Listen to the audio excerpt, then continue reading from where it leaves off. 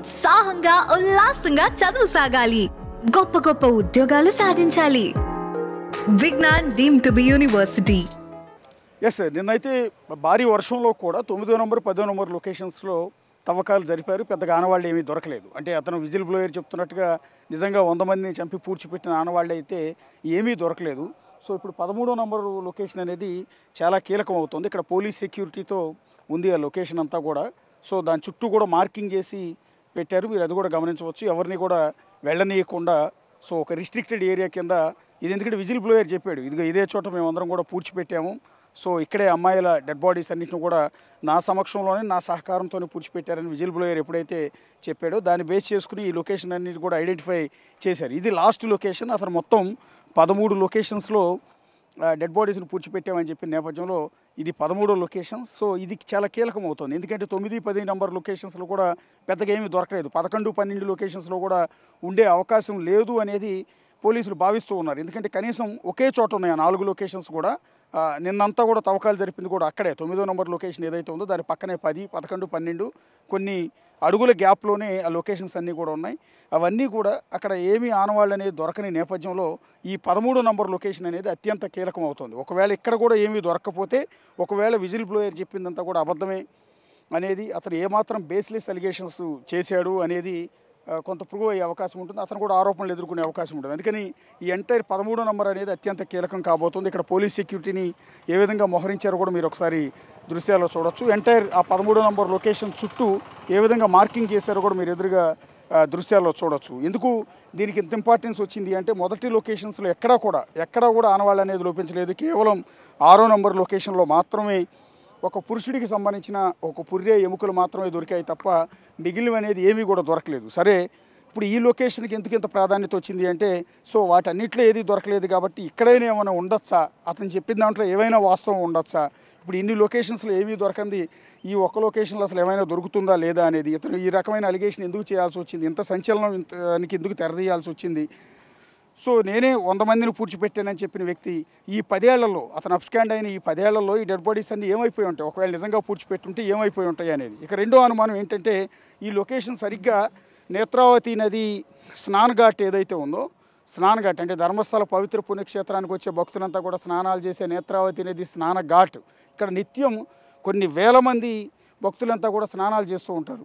ఎప్పుడూ జనాలతో కిటకిటలాడిపోతూ ఉంటుంది. పార్కింగ్ ఏరియా చూడొచ్చు, ఇక్కడికి వచ్చే భక్తులు ఇప్పుడు కూడా భక్తుల మూమెంట్ అంతా కూడా మీరు దృశ్యాల్లో చూడొచ్చు. అలాంటి లొకేషన్లో ఇక్కడికి తీసుకొచ్చి అమ్మాయిల డెడ్ బాడీలు పూడ్చిపెట్టే అవకాశం ఉంటుందా అనేది ఇంకొక డౌట్. ఇప్పుడైనా అప్పుడైనా స్నానం ఘాట్ అలాగే ఉంది. అప్పట్లో అతను చెప్తున్న ప్రకారం 2014కు ముందు కూడా ఈ స్నాన ఘాట్ అలాగే ఉంది, ఈ భక్తుల హడావిడి కూడా అలాగే ఉంది, ఈ రోడ్డు కూడా అలాగే ఉంది. మీరు ఈ లొకేషన్ అంటే 13వ నంబర్ లొకేషన్ అతను చెప్పిన దాని ప్రకారం ఇక్కడ మార్కింగ్ చేసిన దీని పక్కన ఉన్న రోడ్డును కూడా మీరు దృశ్యాల్లో చూడొచ్చు.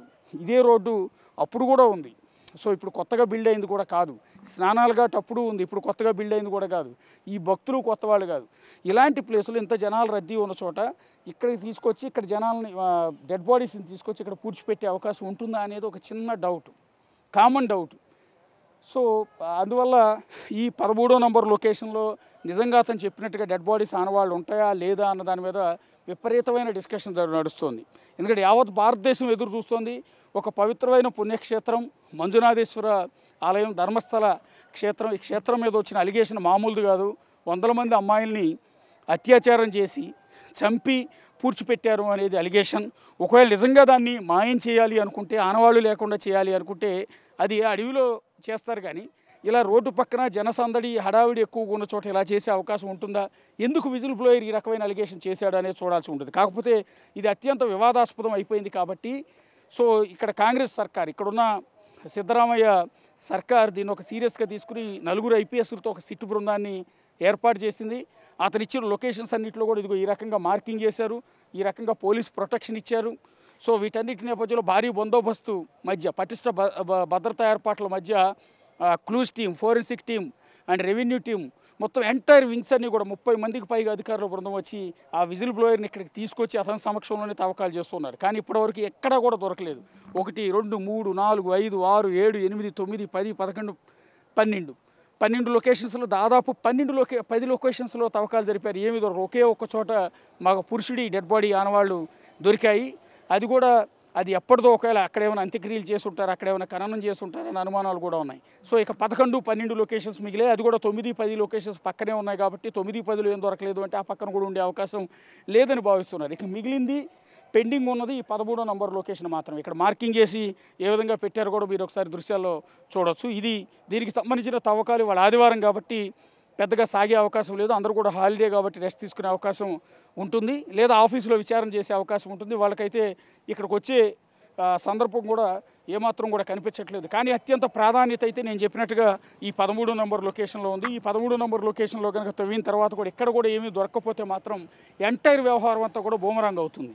దీని మీద ఆరోపణలు చేసిన వాళ్ళు, దీని మీద ఈ అలిగేషన్స్ చేసిన ఈ విజిల్ బ్లోయర్, తర్వాత దీన్ని అడ్డం పెట్టుకుని పొలిటికలైజ్ చేయాలనుకున్న కొంతమంది, సో అందరూ కూడా ఇబ్బందుల్లో పడే అవకాశం ఉంటుంది. కేసు అంతా కూడా రివర్స్ అవుతుంది. ఇప్పటివరకు ధర్మస్థల క్షేత్ర నిర్వాహకులైన వాళ్ళే ఈ హత్యలకు పాల్పడ్డారని దేశం అంతా కూడా నమ్ముతోంది, భావిస్తోంది. కానీ ఇక్కడ అలాంటి ఆధారాలు దొరకని నేపథ్యంలో కేసు రివర్స్ అవుతుంది. ఎవరైతే ధర్మస్థల క్షేత్రం మీద అలిగేషన్స్ చేస్తూ వచ్చారో వాళ్ళు ఖచ్చితంగా ఇబ్బందులు పడే అవకాశం ఉంటుంది. పర్టికులర్గా 10 ఏళ్ళు అజ్ఞాతంలో ఉండిపోయి 10 ఏళ్ల తర్వాత తిరిగి వచ్చి ఇక్కడ హత్యలు చేశారు, అమ్మాయిలను చంపేశారు, వాళ్ళని నేనే పూడ్చిపెట్టాను అంటూ తెర మీదకి వచ్చిన ఈ విజిల్ బ్లోయర్ పర్టికులర్గా సమాధానం చెప్పుకోవాల్సిన ఆవశ్యకత ఏర్పడుతుంది. లేదా ఇంకొకటి జరిగి ఉండొచ్చు. ఈ 10 ఏళ్లలో ఏదైతే ఈ విజిల్ బ్లోయర్ నుంచి ఎప్పటికైనా థ్రెట్ ఉంటుందన్న నేపథ్యంలో ఒకవేళ నిజంగా ఇక్కడ పూడ్చిపెట్టున్న అస్థిపంజరాలన్నింటినీ కూడా తరలించారా, అది పాజిబిలిటీ ఉంటుందా అని అనుకుందాం.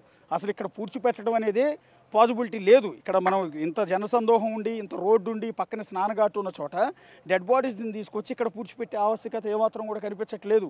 అంటే మనం దర్యాప్తు చేస్తున్న అధికారులం కాదు, మనం ఏం క్లూస్ టీం కాదు, ఫోరెన్సిక్ టీం కాదు. కానీ just general knowledge, just thinking, human thinking, మనం ఒకసారి దాని ప్రకారం చూసుకున్నా కూడా ఇంత జన సామర్థ్యం ఉన్న చోట పూడ్చిపెట్టే అవకాశం లేదు అనుకుంటే ఇక ఎన్ని లొకేషన్స్లో కూడా అలాంటి పూడ్చిపెట్టిన శవాలను మళ్ళీ తీసి దాచేయటం అనేది ఇంపాసిబుల్.